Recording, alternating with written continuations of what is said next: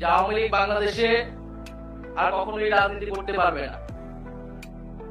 ফলে আমরা যখন বলি জনগণ সিদ্ধান্ত নিবে আওয়ামী লীগের ব্যাপারে, জনগণ সিদ্ধান্ত নিতে পারে দুইটি উপায়, একটি ভোটের মাধ্যমে, একটি রাজপথে তাদের অবস্থান জানান দিয়ে গণ অভ্যুত্থানের মাধ্যমে।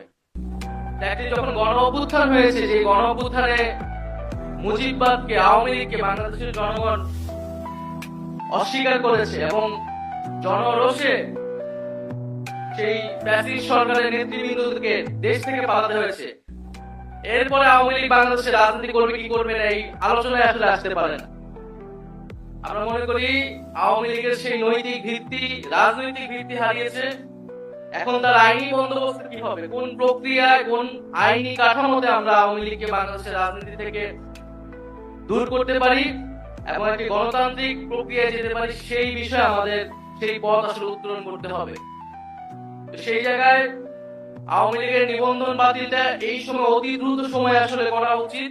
বিচার চলাকালীন সময়ে সাংগঠনিক রাজনৈতিক কার্যক্রম নিষিদ্ধ ঘোষণা করতে হবে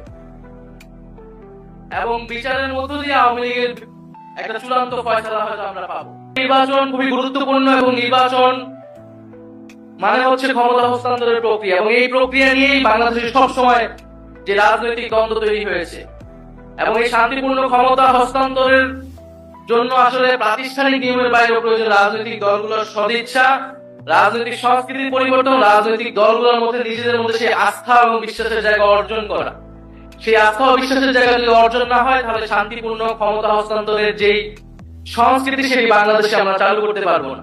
আমরা আশা করবো যে এবারে গণ অভ্যুত্থানের মধ্যে দিয়ে যে জাতীয় ঐক্যমত এবং জনগণের আকাঙ্ক্ষা তৈরি হয়েছে, সেই আকাঙ্ক্ষার প্রতি সবাই শ্রদ্ধাশীল থেকে আমরা বাংলাদেশে শান্তিপূর্ণভাবে ক্ষমতা হস্তান্তরের একটি সাংবিধানিক প্রক্রিয়া এবং একটি রাজনৈতিক সংস্কৃতি তৈরি করতে পারবো।